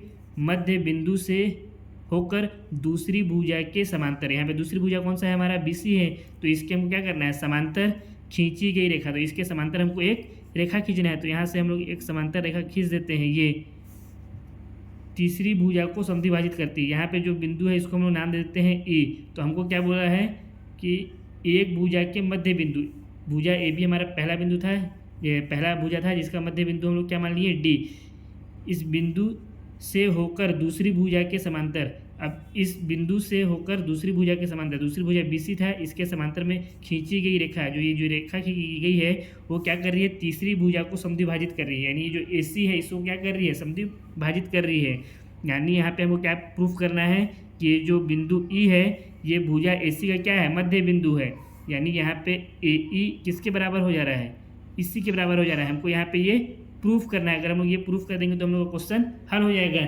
तो सबसे पहले तो देखिए हम लोग को यहाँ पे जो जो दिया है उसको लिख लेते हैं। क्या दिया है, दिया है कि जो D है वो क्या है, पहली भुजा यानी AB का मध्य बिंदु है। तो हम लोग यहाँ पे लिखते हैं, सबसे पहला पॉइंट क्या है, D भुजा AB का मध्य बिंदु है। हमको यही बोला है मध्य बिंदु है, अर्थात क्या कर रहा है, ये जो D है भुजा AB को दो बराबर भागों में बांट रहा है। इसको हम लोग क्या लिख सकते हैं, अर्थात AD बराबर DB, हम लोग ये भी लिख सकते हैं। इसको नाम दे देते हैं समीकरण नंबर 1। अब उसके बाद दूसरा हमको क्या इसने बोला है, दूसरी भुजा के क्या है, ये समांतर है। ये वाला जो रेखा खींचे हैं ये क्या है, दूसरी भुजा के समांतर है। यानी जो DE समांतर किसके है, BC के है। तो हम लोग यहाँ पे लिखते हैं DE समांतर BC। ये भी हमको क्या है, दिया हुआ है, इससे क्वेश्चन ने बता दिया है। और हमको सिद्ध क्या करना है, सिद्ध करना है कि जो हमारा बिंदु E है ये भुजा AC का क्या है, मध्य बिंदु है। हमको ये प्रूफ करना है। यानी ये जो E है ये AC को समद्विभाजित कर रहा है। ये जो तीसरा जो रेखा है, ये वाली जो रेखा है ये भुजा AC को समद्विभाजित कर रहा है। यानी बिंदु E AC को क्या कर रहा है, दो बराबर भागों में बांट रहा है। इसका मतलब क्या हुआ कि जो बिंदु E है वो AC का मध्य बिंदु है। हमको यही प्रूफ करना है। तो हम लोग यहाँ पे क्या लिख सकते हैं, E भुजा AC का मध्य बिंदु है, अर्थात ए ई बराबर ई सी। हमको ये क्या करना है, ये प्रूफ हमको करना है। ठीक है, बहुत ही आसान है, इसमें हमको कुछ नहीं करना है। सबसे पहले देखिए हमको क्या दिया हुआ है यहाँ पे, डी ई समांतर बी सी के। ये डी ई समांतर किसके है, बी सी के। कौन से त्रिभुज में है, त्रिभुज ए बी सी में है। तो हम लोग यहाँ पे लिखेंगे नीचे, इसको थोड़ा सा ऊपर कर दे रहा हूँ, त्रिभुज ए बी सी में यदि डी ई समांतर बी सी है तो थेल्स प्रमेय से क्या हो जाएगा, थेल्स प्रमेय से ए डी बटा डी बी बराबर ए ई बटा ई सी हो जाएगा। तो हम लोग यहाँ पे क्या लिख सकते हैं, ए डी बटा डी बी बराबर ए ई बटा में ई सी हम लोग लिख सकते हैं। इसको नाम देते हैं समीकरण नंबर 3। ठीक है, ये हमारा हो गया समीकरण 3, नहीं सॉरी ये 1 हुआ तो ये 2 होगा ना, हमारा समीकरण हो गया हमारा ये 2। अब देखिए समीकरण 2 में अगर हम लोग यहाँ पे ध्यान दें तो जो ए डी है इसका वैल्यू हमको कितना दिया हुआ है, डी बी दिया हुआ है, या डी बी जो है इसका वैल्यू नीचे में कितना दिया हुआ है, ए डी। तो किसी एक को हम लोग क्या करते हैं, समीकरण 1 और समीकरण 2 से मान को रख देते हैं। तो यहाँ पे नीचे लिखते हैं समीकरण 1 से ए डी का मान समीकरण 2 में रखने पर क्या हो जाएगा, समीकरण 2 में ए डी की जगह हम लोग क्या रख देंगे, फिर ए डी का मान क्या है, डी बी है। तो हम लोग समीकरण 2 में रख देते हैं ए डी की जगह पे डी बी। तो हो जाएगा डी बी बटा में डी बी बराबर ए ई बटा में ई सी। ये डी बी से डी बी कट गया, यानी इधर कितना आ गया, 1 बराबर ए ई बटा में ई सी। अब इस ए ई को इधर लेके जाएंगे, यहाँ पे भाग में, तो इधर क्या हो जाएगा, गुणा में हो जाएगा। तो ये कितना हो जाएगा, 1 इंटू ई सी बराबर ए ई। 1 का ई इस ई सी से गुणा करेंगे तो ई सी ही आएगा, बराबर कितना हो गया, ए ई हो गया। अब यहाँ पे देखिए हमको प्रूफ भी क्या करना था, ए ई बराबर ई सी, हमको यही प्रूफ करना था। हमारा ये आ गया यहाँ पे। तो ई सी बराबर ए ई को हम लोग यहाँ पे क्या लिख सकते हैं, ए ई बराबर ई सी, इसको हम लोग लिख सकते हैं, जो कि हमारा क्या हो गया, सिद्ध हो गया। यही हमको सिद्ध करना था, ये हो गया हमारा सिद्ध हुआ। इसी के साथ क्वेश्चन नंबर 7 समाप्त होता है। अब हम लोग क्वेश्चन नंबर 8 को हल करते हैं।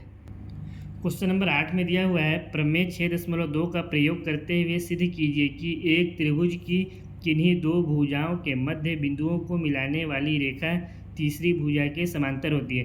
अब एक चीज़ यहाँ पे ध्यान रखिए कि जो प्रमेय 6.2 है ये आपके बुक में थेल्स प्रमेय के विलोम नाम से दिया हुआ है। एग्जाम में जब आएगा ये क्वेश्चन तो कैसे आएगा, थेल्स प्रमेय के विलोम।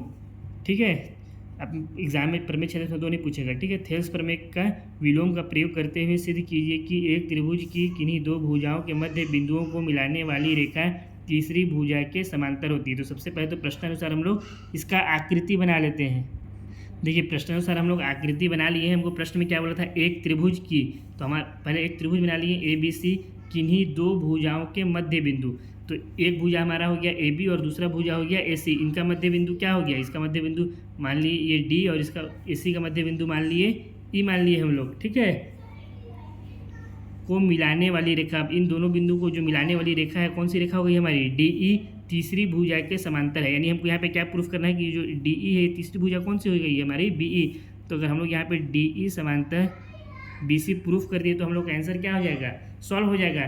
तो सबसे पहले तो प्रश्नानुसार जो जो हमको दिया हुआ है उसको लिख लेते हैं। प्रश्नानुसार हमको क्या क्या दिया है, दिया है डी व ई भुजा ए बी व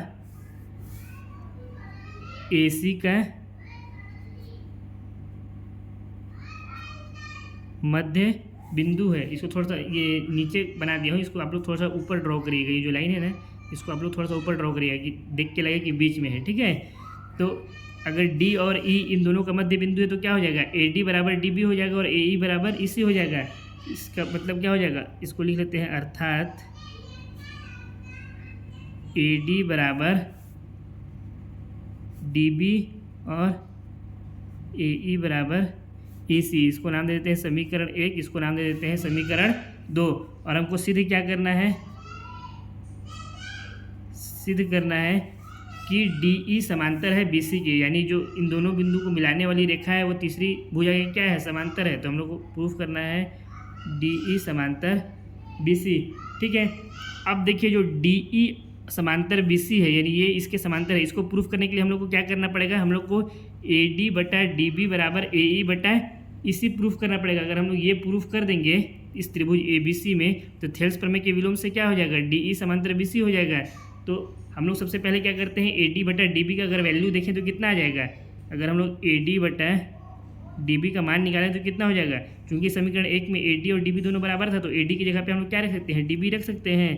तो ये हो गया डी बी बटा में डी बी। ऐसा क्यों हुआ, चूँकि समीकरण 1 में ए डी बराबर डी बी है। ठीक है, तो ये डी बी से ए डी बी कट गया, तो हमारा जो ए डी बटा डी बी है इसका वैल्यू कितना आ गया, ए डी बटा डी बी का वैल्यू आ गया 1। इसको हम लोग नाम दे देते हैं समीकरण नंबर 3। इसी तरह से हम लोग अगर ए ई बटा ई सी का वैल्यू निकालें, इसका ए ई बटा ई सी का वैल्यू, तो क्या हो जाएगा, इसको भी यहाँ पे निकाल लेते हैं, ए ई बटा ई सी बराबर क्या हो जाएगा, ए ई की जगह पे हम लोग क्या लिख सकते हैं, ई सी लिख सकते हैं, क्योंकि समीकरण 2 में हम लोग का ए ई का मान ई सी आया है। तो यहाँ पे हम लोग लिख देंगे ई सी बटा में ई सी। इसका कारण भी लिख देंगे, चूँकि समीकरण 2 में ए ई बराबर कितना है, इसी है, इससे ये कट जाएगा, तो हमारा ए ई बटा इसी का वैल्यू कितना आ गया, ए ई बटा इसी बराबर आ गया 1। इसको वैल्यू दे देते, समीकरण दे देते हैं नंबर 4। अब देखिए समीकरण 3 और 4 से अगर हम देखें तो ए डी बटा डी बी बराबर किसके है, ए ई बटा इसी के, यानी यहाँ पे अगर हम समीकरण 4 में 1 की जगह पे क्या रख सकते हैं, ए डी बटा डी बी रख सकते हैं समीकरण 3 से। तो ये दोनों क्या हो जाएंगे, दोनों एक दूसरे के बराबर हो जाएंगे। तो इसको मैं यहाँ पे नीचे में लिख देता हूँ, अतः समीकरण 4 में 1 का मान समीकरण 1 से रखने पर क्या हो जाएगा, हमारा ए ई बटा ई सी बराबर ए डी बटा डी बी। या फिर इसको हम लोग क्या लिख सकते हैं, इसको हम लोग लिख सकते हैं या ए डी बटा डी बी बराबर ए ई बटा ई सी। थोड़ा सा इसको और ऊपर कर देता हूँ, इसको हम लोग इस तरह से भी लिख सकते हैं, इसको नाम दे देते हैं समीकरण नंबर 5। अब देखिए हम लोग को ए डी बटा डी बी जो है, ये हमारा ए डी बटा डी बी बराबर ए ई बटा ई सी, ये त्रिभुज में कहाँ पे है, ये जो हमारा त्रिभुज है ए डी बटा डी बी बराबर ए ई बटा ई सी, ये हमारा प्रूफ हो गया। तो हम लोग थेल्स प्रमेय के विलोम से क्या प्रूफ कर सकते हैं कि डी ई किसके समांतर है, बी सी के। तो हम लोग यहाँ पे नीचे में लिख देते हैं, अतः त्रिभुज ए बी सी में थेल्स प्रमेय के विलोम से क्या हो जाएगा, डी ई समांतर हो जाएगा बी सी के। और हमको यही क्या करना था, प्रूफ करना था, जो कि हमारा क्या हो गया, सिद्ध हो गया। अब इसके बाद हम लोग क्वेश्चन नंबर 9 को हल करते हैं। क्वेश्चन नंबर 9 में दिया हुआ है ए बी सी डी एक समलंब है जिसमें ए बी समांतर डी सी है तथा इसके विकर्ण परस्पर बिंदु ओ पर प्रतिच्छेद करते हैं। दर्शाइए कि ए ओ बटा बी ओ बराबर सी ओ बटा डी ओ है। अब इस क्वेश्चन को ध्यान दीजिए, तो हमको एक वर्ड दिया गया है समलंब। तो सबसे पहले तो समझिए कि समलंब क्या होता है। समलंब एक चतुर्भुज को कहते हैं, ऐसा चतुर्भुज को जिसकी कोई भी दो भुजाएं आपस में बराबर होती है। इसका मतलब क्या हुआ कि अगर कोई भी चतुर्भुज दिया हुआ है और उसकी कोई भी दो भुजाएं अगर आपस में बराबर है तो उसको हम लोग क्या कहेंगे, समलंब चतुर्भुज कहते हैं।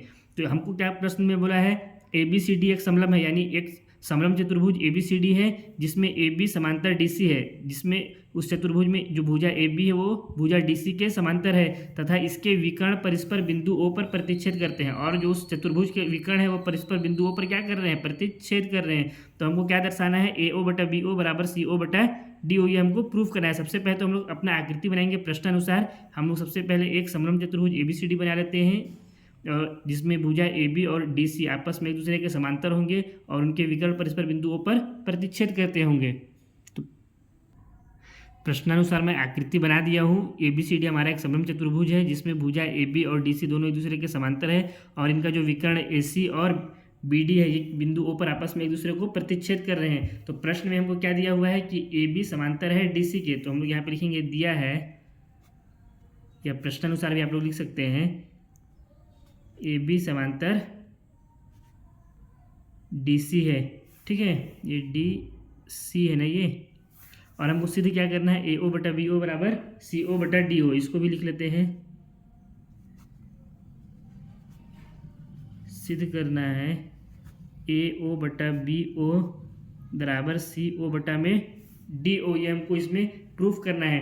तो इसको हमको प्रूफ करने के लिए क्या करना पड़ेगा, इस आकृति जो है हमारा, इसमें हम लोगों को थेल्स प्रमेय का इस्तेमाल करना पड़ेगा। और थेल्स प्रमेय के लिए हम लोग क्या जानते हैं कि थेल्स प्रमेय हम लोग कब इस्तेमाल कर सकते हैं, जब किसी आकृति में कोई समांतर रेखा खींचा हुआ रहता है, तभी तो हम लोग थेल्स प्रमेय का इस्तेमाल करते हैं। और इस आकृति में अगर हम लोग देखें किसी भी त्रिभुज में, यह त्रिभुज हमारा ADC, ये वाला जो त्रिभुज है इसमें देख लें, ये त्रिभुज DCB, इस त्रिभुज में देखें, या जो हमारा ये त्रिभुज है AOB, किसी भी त्रिभुज में अगर हम लोग देखेंगे तो हम लोग को कोई समांतर रेखा कहीं से खींचा हुआ नहीं दिख रहा है, जिससे हम लोग इस आकृति में थेल्स प्रमेय का इस्तेमाल नहीं कर सकते हैं। और अगर थेल्स प्रमेय का इस्तेमाल नहीं करेंगे तो ये क्वेश्चन भी हमारा सॉल्व नहीं होगा। तो इसके लिए हम लोग को क्या करना पड़ेगा, एक रचना करना पड़ेगा। हम लोग क्या रचना करेंगे, जो हमारा भुजा AD है इससे बिंदु O तक एक रेखा खींचेंगे, जो क्या होगा, वो रेखा हमारा DC और AB दोनों के समांतर होगा। तो हम लोग इसमें एक रचना कर देते हैं। पहले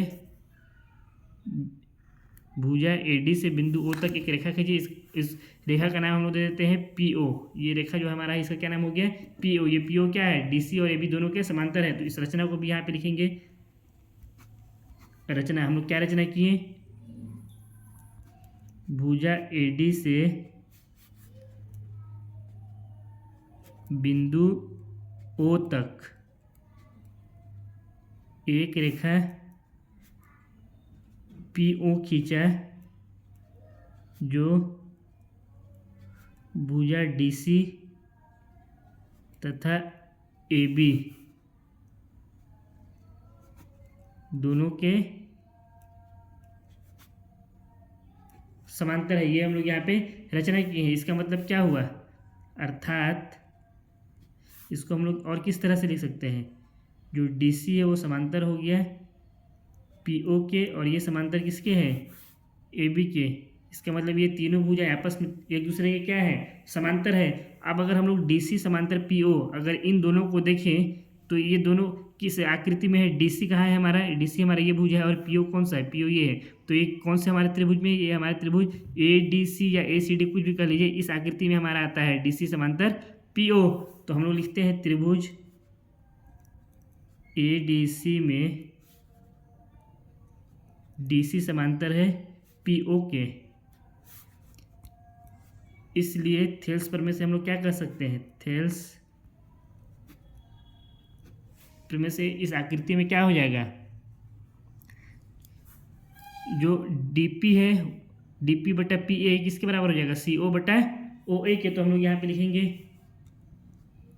DP बटा PA बराबर हो जाएगा CO बटा OA के। इसको नाम देते हैं समीकरण नंबर 1। अब इसी तरह से अगर हम लोग PO समांतर AB के देखें, इन दोनों में, ये और ये, इन दोनों में अगर देखें तो PO हमारा कौन सा है, ये है, और AB कौन सा है हमारा, ये वाला भुजा है।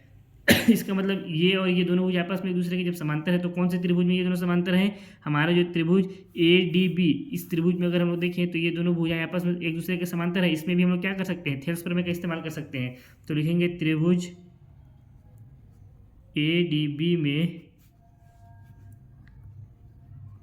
PO समांतर AB है, इसलिए थेल्स प्रमेय से क्या हो जाएगा, इसलिए थेल्स प्रमेय से हो जाएगा DP बटा PA बराबर हो जाएगा DO बटा OB के। तो यहाँ पे इसको भी लिख लेते हैं, थेल्स प्रमेय से यहाँ पे क्या हो गया,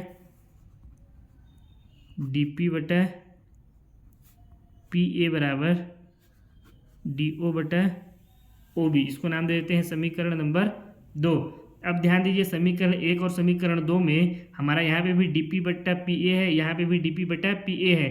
तो अगर हम लोग इस समीकरण 1 से DP बटा PA का ये वाला मान को समीकरण 2 में रख देंगे तो हमारा क्या हो जाएगा, CO बटा OA बराबर DO बटा OB हो जाएगा। तो यहाँ पे हम लोग लिखते हैं समीकरण 1 से dP/PA का मान समीकरण 2 में रखने पर, यहाँ पे dP/PA की जगह पे हम लोग क्या रखेंगे, CO/OA, CO/OA बराबर DO/OB। इसको नाम दे देते हैं समीकरण नंबर 3, या नहीं भी नाम देंगे तो कोई दिक्कत नहीं है। अब देखिए इसके बाद हमको प्रूफ क्या करना था, ये हमारा क्या है, CO/OA बराबर DO/OB, और हमको प्रूफ करने के लिए क्वेश्चन में क्या दिया था, प्रूफ करने के लिए दिया था AO/BO बराबर CO/DO, ये हमको यहाँ पे प्रूफ करना था। तो देखिए हमारा जो CO है ये तो ऊपर है, लेकिन जो OA है ये हमको कहाँ पे चाहिए, अंश में चाहिए, और हमारा ये कहाँ पे है, हर में है। और जो BO है यानी OB ये कहाँ पे है, हर में, तो ये तो हर में है, कोई दिक्कत नहीं है। CO हमारा अंश में है, ये भी अंश में है। तो हम लोग यहाँ से क्या कर सकते हैं, अगर इस OA को यहाँ कर दें और इस DO को यहाँ कर दें तो हमारा तो यही आ जाएगा। और हम लोग ये कर भी सकते हैं, क्यों कर सकते हैं, क्योंकि पहले इसका कॉन्सेप्ट समझिए। इसका कॉन्सेप्ट क्या है, अगर हमको दिया रहेगा 10/20 बराबर 10/20, इसका मतलब क्या हुआ, ये दोनों एक दूसरे के बराबर है, इसको काटेंगे तो 1/2 आ जाएगा, इसको भी काटेंगे तो 1/2 आ जाएगा। तो इसको हम लोग इस तरह से नहीं लिख सकते हैं क्या, कि इसको हम लोग यहाँ ले जाएं या इसको यहाँ ले जाएं और इसको यहाँ ले आएँ। तो इससे क्या हो जाएगा, इससे हो जाएगा ये 10/10 बराबर 20/20। अभी भी तो ये दोनों एक दूसरे के बराबर ही है, इसको काटेंगे तो 1 आ गया, ये भी 1 आ गया, यानी इनका जो वैल्यू है आपस में एक दूसरे के बराबर ही है। तो इसी तरह से ये दोनों एक दूसरे के बराबर है, तो इन दोनों को भी हम लोग क्या कर सकते हैं, आपस में चेंज कर सकते हैं। तो इसको हम लोग बस यहाँ पे बदल देंगे, कुछ नहीं करेंगे। इसको CO में कर देंगे DO बराबर ये हो जाएगा OA/OB, और पहले हमको यहाँ पे AO दिया हुआ था इसलिए हम लोग इसको AO लिख देंगे, या इसको हम लोग क्या लिख सकते हैं, या ये हमारा हो जाएगा AO में, नीचे में है BO, OB है, तो इसको भी हम लोग क्या कर देंगे, BO बराबर CO में DO है, तो ये तो हमको लिखा हुआ है पहले से CO में DO, और हमको यही क्या करना था, प्रूफ करना था, जो कि हमारा क्या हो गया, प्रूफ हो गया। यहाँ पे लिख देंगे सिद्ध हुआ। अब इसके बाद हम लोग क्वेश्चन नंबर 10 कॉल करते हैं। क्वेश्चन नंबर 10 में दिया हुआ है, एक चतुर्भुज ABCD के विकर्ण परस्पर बिंदु O पर इस प्रकार प्रतिच्छेद करते हैं कि AO/BO बराबर CO/DO है। दर्शाइए कि ABCD एक समलंब है। अब ये जो क्वेश्चन है, क्वेश्चन नंबर 10, ये जस्ट क्वेश्चन नंबर 9 का अपोजिट है। क्वेश्चन नंबर 9 में हमको क्या दिया हुआ था, ABCD एक समलंब था, जहाँ पे हम लोगों को AO/BO बराबर CO/DO प्रूफ करना था, और यहाँ पे हमको AO/BO बराबर CO/DO दे दिया, और हमको प्रूफ क्या करना है कि ABCD एक समलंब है। तो सबसे पहले तो हम लोग एक चतुर्भुज ABCD बनाएंगे जिसके विकर्ण परस्पर बिंदु O पर क्या कर रहे होंगे, प्रतिच्छेद कर रहे होंगे। तो हम लोग पहले एक आकृति बना लेते हैं।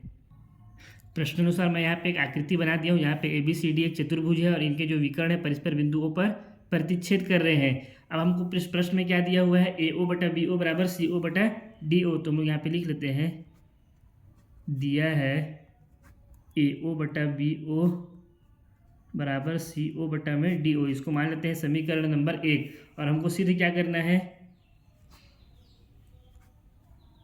सिद्ध करना है कि ABCD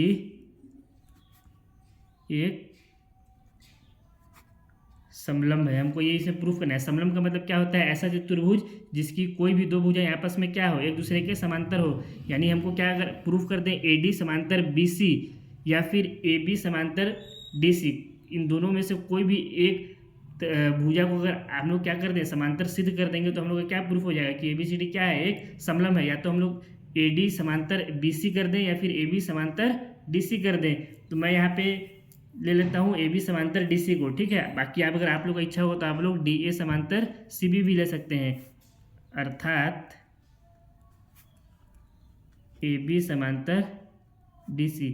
यानी इसकी अगर दो भुजा को हम लोग आपस में समांतर सिद्ध कर देंगे तो हम लोग का ये प्रूफ हो जाएगा कि ये क्या है, समलंब है। अब इसमें भी देखिए, इस वाले आकृति में भी हम लोगों को कहीं पे भी किसी भी त्रिभुज में कोई ऐसा समांतर रेखा नहीं दिख रहा है जिससे हम लोग क्या करें, इस आकृति के अंदर थेल्स प्रमेय का इस्तेमाल कर दें। तो इसमें भी हम लोग क्या करेंगे, इसमें भी हम लोग इस तरह से क्वेश्चन नंबर 9 में एक रचना किए थे ना, कि भुजा AD से लेकर के बिंदु O तक एक रेखा खींचे थे जो किसके समांतर था, DC के समांतर था। उसी तरह से हम लोग यहाँ पे भी एक रचना करेंगे, भुजा जो कि हमारा भुजा AD से बिंदु O तक होगा, और इसका नाम हम लोग दे देते हैं OP। और ये क्या है, ये भुजा इसको हम लोग मान लेते हैं डीसी के समांतर है। ठीक है, आप लोग अगर इच्छा हो तो आप लोग एबी के भी समांतर इसको ले सकते हैं। एक चीज़ ध्यान रखिएगा कि ये जो हमारा रेखा ओपी है ये इन दोनों रेखाओं के समांतर नहीं होगा। क्यों नहीं होगा? क्योंकि अभी हम लोगों को मालूम नहीं है कि ये दोनों ये जो हमारा चतुर्भुज है ये एक समलंब है। अगर हमको मालूम रहता तो हमको तो ये याद करना ही नहीं पड़ता। तो हम लोग क्या माने हैं कि ये इसके समांतर है, जबकि क्वेश्चन नंबर 9 में क्या दिया हुआ था हमको, ए बी और डी सी दोनों एक दूसरे के समांतर दिया हुआ था, इसलिए हम लोग इस रेखा को इन दोनों के समांतर लिए थे। लेकिन यहाँ पे ऐसा नहीं है, यहाँ पे तो हम लोग को फाइंड ही करना है कि ए बी समांतर है डी सी के। तो हम लोग क्या माने हैं, जो पी ओ है वो डी सी के समांतर है। तो अपने रचना को भी हम लोग यहाँ पे लिख देंगे, रचना भुजा ए डी से एक रेखा बिंदु ओ तक पी ओ खींचा जो भुजा डी सी के समांतर है। अर्थात जो पी ओ है वो क्या है, समांतर किसके है, डी सी के। तो हम लोग इसको इस तरह से भी लिख सकते हैं। अब देखिए जो हमारा पी ओ और डी सी है एक दूसरे के समांतर है, ये किस त्रिभुज में आ रहा है, तो ये हमारा हो गया पी ओ और ये वाला हमारा जो भुजा है ये हो गया डी सी। यानी कौन से त्रिभुज में आ रहा है, त्रिभुज ए डी सी। इस त्रिभुज में ये दोनों भुजाएं आ रही हैं जो कि एक दूसरे के क्या है, समांतर है। तो हम लोग यहाँ पे क्या लिख सकते हैं, चूंकि त्रिभुज ए डी सी है ना, सॉरी पी लिख रहा हूँ, त्रिभुज ए डी सी में पी ओ समांतर डी सी है, इसलिए थेल्स प्रमेय से क्या हो जाएगा, जो डी पी बटा पी ए बराबर हो जाएगा सी ओ बटा ओ बी के। तो इसको भी लिख देते हैं यहाँ पे, डी पी बटा पी ए समांतर हो जाएगा सी ओ बटा ओ ए के। इसको नाम दे देते हैं समीकरण नंबर 2। अब एक चीज़ ध्यान दीजिए, जो हम लोग समीकरण 1 में, ये जो हमारा समीकरण 1 था इसको मैं यहाँ पे नीचे लिख दे रहा हूँ। हमारा समीकरण 1 क्या दिया हुआ था, समीकरण 1 हमको दिया हुआ था ए ओ बटा बी ओ बराबर सी ओ बटा डी ओ, यही हमारा समीकरण 1 है। तो इसमें देखिए हम लोग इसको ए ओ और डी ओ को भी आपस में एक दूसरे से क्या कर सकते हैं, चेंज कर सकते हैं। इसको हम लोग आपस में चेंज कर सकते हैं। कैसे चेंज कर सकते हैं, इसको कॉन्सेप्ट समझिए। अगर हमको 10/20 दिया हो या कोई भी संख्या आप लोग रैंडम ले सकते हैं बराबर 10/20, तो अगर हम लोग इन दोनों संख्याओं को भी आपस में चेंज कर देंगे तो कोई तो फर्क नहीं पड़ेगा। ये अभी भी ये दोनों एक दूसरे के बराबर है, और अगर हम लोग चेंज कर देंगे तो कितना हो जाएगा, ये 20/20 बराबर में 10/10। तो इसको काटेंगे तो ये 20 से 20 एक आ गया, और इसको भी काटेंगे तो ये भी एक आ जाएगा। तो अभी इस कंडीशन में ये दोनों एक दूसरे के बराबर है, कोई परिवर्तन नहीं आ रहा है। तो हम लोग इसको इस तरह से भी लिख सकते हैं। तो अगर हम लोग इसको इस तरह से लिखेंगे तो क्या हो जाएगा, डी ओ ऊपर चला जाएगा, तो ये हो गया डी ओ बटा में बी ओ बराबर ये हो गया सी ओ बटा में ये ए ओ नीचे आ गया, तो ये हो गया ए ओ। अब ध्यान दीजिए, इसको नाम दे देते हैं हम लोग समीकरण नंबर 3। इस समीकरण 3 और समीकरण 2 में देखें तो यहाँ पे भी सी ओ बटा ए ओ है, यहाँ पे भी सी ओ बटा में ए ओ या ओ ए बात बराबर है। ठीक है, यहाँ पे भी है। तो अगर हम लोग समीकरण 2 से सी ओ बटा ए ओ ए का मान समीकरण 3 में रख दें, यहाँ पे जो सी ओ बटा ए ओ है इसकी जगह पे डी पी बटा पी ए रख दें, तो हम लोग का क्या हो जाएगा, इसको लिख भी देता हूँ। समीकरण 2 से सी ओ बटा ओ ए का मान समीकरण 3 में रखने पर ये क्या हो जाएगा हमारा, डी ओ बटा बी ओ बराबर सी ओ बटा ए ओ की जगह पे क्या रखा जाएगा हमारा, डी पी बटा पी ए, डी पी बटा पी ए। इसको समीकरण नंबर 4 नाम दे देते हैं। अब देखिए जो समीकरण 4 को अगर हम लोग ध्यान दें तो इस आकृति में कहाँ पे है, डी ओ बटा बी ओ। डी ओ हमारा कौन सा हो गया, ये हो गया हमारा डी ओ बटा में बी ओ है, यानी बटा में ओ बी, डी ओ बटा में बी ओ, ये बटा में ये बराबर किसके है, डी पी बटा में पी ए। तो ये हमारा हो गया डी पी बटा में पी ए, यानी किस आकृति के अंदर आ रहा है, ये हमारा त्रिभुज डी ए बी इस आकृति में आ रहा है हमारा। तो हम लोग इस अगर आकृति में देखें त्रिभुज डी ए बी में, इसमें ये बटा में ये है, तो हम लोग थेल्स प्रमेय के विलोम से क्या लिख सकते हैं कि जो पी ओ है वो किसके समांतर हो जाएगा, ए बी के समांतर हो जाएगा। तो इसको मैं यहाँ पे लिखता हूँ, अतः हम त्रिभुज ए डी बी या डी ए बी कुछ भी लिख सकते हैं आप लोग में थेल्स प्रमेय के विलोम से लिख सकते हैं कि क्या लिख सकते हैं हम लोग कि जो हमारा PO है वो किसके समांतर हो जाएगा, वो AB के समांतर हो जाएगा। अब देखिए हम लोग यहाँ पे सबसे पहले जो रचना की थी उस रचना में क्या मायने थे, ये जो हमारा रचना था इसमें क्या मायने थे, AB किसके ये AB किसके समांतर है, DC के समांतर है। ये जो हमारा AB है ये किसके समांतर है, DC के समांतर है। ये हम लोग को इसे प्रूफ करना था और रचना में हम लोग क्या किए थे, PO किसके समांतर था, DC के समांतर था। ये वाला जो हमारा भुजा था ये इसके समांतर था। इसको मान लेते हैं हम लोग समीकरण, ये 1 हो गया, इसको हम लोग नाम दे देते हैं समीकरण नंबर 2, या इसको समीकरण 2 नाम दे देते हैं और इसको समीकरण 3 नाम दे देते हैं। तो ये हमारा समीकरण 4 हो जाएगा और ये हमारा 5 हो गया, यहाँ पे भी ये 5 हो गया और ये हमारा समीकरण नंबर 6 हो जाएगा।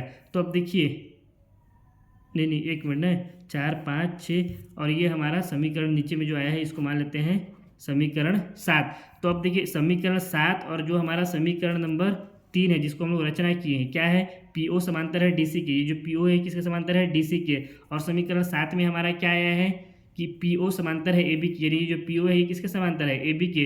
तो समीकरण 3 और समीकरण 7 से अगर हम लोग देखें तो ये जो हमारा PO है ये इन दोनों के समांतर हो गया, DC के भी और AB के भी समांतर हो गया। तो इसको मैं यहाँ पे लिख देता हूँ, समीकरण 3 और 7 से, 3 में क्या दिया हुआ था, PO समांतर DC था और समीकरण 7 में क्या दिया हुआ है, समीकरण 7 में दिया हुआ है PO समांतर AB के है। तो इसको हम लोग क्या लिख सकते हैं, इसलिए इसको हम लोग लिख सकते हैं कि जो DC है वो समांतर हो गया PO के और ये समांतर हो गया AB के, अर्थात ये तीनों क्या है, एक दूसरे के समांतर हैं। अब दोनों एक दूसरे के समांतर हैं तो ये जो DC और ये AB है ना, इसको मैं AP लिख दिया हूँ, तो AB क्या हो जाएंगे, एक दूसरे के समांतर हो जाएंगे और ये दोनों एक दूसरे के समांतर हो जाएंगे। तो जो हमारा आकृति हो वो कैसा हो जाएगा, समलम हो जाएगा। हम लोग को यही तो सिद्ध करना था। अगर ये तीनों एक दूसरे के समांतर हैं इसलिए हम लोग क्या लिख सकते हैं, DC समांतर AB भी तो लिख सकते हैं और हमको यही तो प्रूफ करना था। अगर यहाँ पे हम लोग देखें तो हम लोग को यही तो प्रूफ करना था कि AB समांतर है DC के, तो ABCD क्या हो जाता है हमारा एक समलम हो जाता है, यानी ये इसके समांतर हो गया, ये वाला भुजा इस भुजा के समांतर हो गया। तो ये कैसा हमारा चतुर्भुज हो जाएगा, समलम चतुर्भुज कहलाएगा, जो कि हम लोग यहाँ पे क्या किए, नीचे में प्रूफ कर दिए। तो इसको हम लोग यहाँ पे लिख देते हैं प्रूफ्ड। यहाँ पे एक लाइन आप लोग चाहें तो और जोड़ दीजिएगा, अतः ABCD एक समलम है। इसी क्वेश्चन के साथ प्रश्नावली 6.2 समाप्त होता है। आशा करता हूँ आप लोगों को वीडियो पसंद आया होगा। अगर वीडियो पसंद आया तो वीडियो को लाइक करें, कमेंट करें, चैनल में नए हैं तो चैनल को सब्सक्राइब करें, साथ ही इस वीडियो को अपने दोस्तों के साथ भी शेयर करें। और इस पूरे वीडियो का PDF आप लोगों को MD सर के टेलीग्राम चैनल पर मिल जाएगा। अगर आप लोगों को इस वीडियो का PDF चाहिए तो आप लोग टेलीग्राम चैनल को ज्वाइन कर सकते हैं, जिसका लिंक आप लोगों को डिस्क्रिप्शन बॉक्स में मिल जाएगा। अब बहुत जल्द हम लोग प्रश्नावली 6.3 में मिलेंगे, तब तक के लिए बेस्ट ऑफ लक।